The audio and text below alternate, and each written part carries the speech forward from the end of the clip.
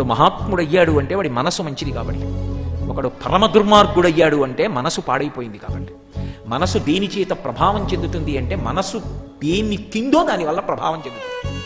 నేను కల్మషమైనటువంటి ఆహారం తిన్నాను అనుకోండి, ఆరోగ్యం పాడైపోతుంది. మనసులోకి వెళ్ళకూడనివి వెళుతున్నాయి అనుకోండి, దానికి కిటికీలు ఉంటాయి, అందులోంచి చూస్తుంది. కళ్ళు, ముక్కు, చెవులు, నాలుక, చర్మం, ఇందులోంచి మీరు ఏవి పంపిస్తున్నారో దాని చేత మనసు ప్రభావితం అవుతుంది. నేను చూడకూడనిది చూశాను అనుకోండి, మనసు కదిలిపోతుంది. నేను వినకూడనిది విన్నాను అనుకోండి, మనసు ఉద్వేగపడుతుంది. నేను తినకూడనిది తిన్నాను అనుకోండి, మనసు ఉద్వేగపడుతుంది. నేను ముట్టుకోకూడనిది ముట్టుకున్నాను అనుకోండి, మనసు ఉద్వేగపడుతుంది. నేను ఏది చూడాలో అది చూస్తున్నాను అనుకోండి, పరమశాంతంగా ఉంటుంది. నేను ఏది వినాలో అది వింటున్నాను అనుకోండి, పరమశాంతంగా ఉంటుంది. నేను ఏది తినాలో తిన్నాను అనుకోండి, పరమశాంతంగా ఉంటుంది.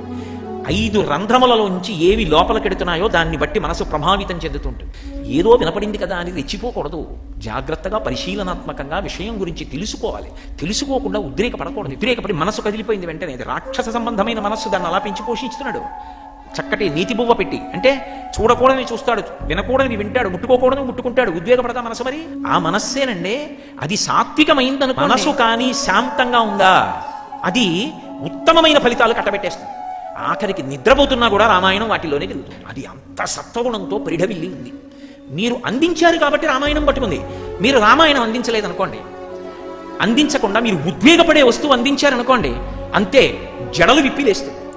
ఇదే సభ కత్తులు కర్రలు పట్టుకు లేచిపోయేటట్టుగా కూడా ఎవరైనా ప్రసంగం చేయొచ్చు. కత్తి కర్ర పట్టుకుదాం అనుకున్న వాడి మనసు కూడా మారిపోయి, లేదు ప్రశాంతంగా బతుకుదాం అనేటట్టు కూడా మాట్లాడచ్చు. మనసు ఉద్వేగపడడాన్ని బట్టి మనసు ప్రణాళిక రచన చేస్తుంది. ఎంత ఉద్వేగపడిందో అంత కుట్ర. తనకి అవతలవాడు లొంగేటట్టుగా మాట్లాడతాడు. అది ఒక్కొక్కసారి నయంతో మాట్లాడతాడు, ఒక్కొక్కసారి కుదరదనుకుంటే భయపెట్టి మాట్లాడతాడు. అవతల వారిని తన వైపుకి ఉంచుకుంటాడు, తన ప్రయోజనానికి వీలుగా. దానికి అవతల వారిని అలా ఆలోచించేటట్టు చేస్తాడు. అటువంటి బుద్ధి ఉండకూడదు.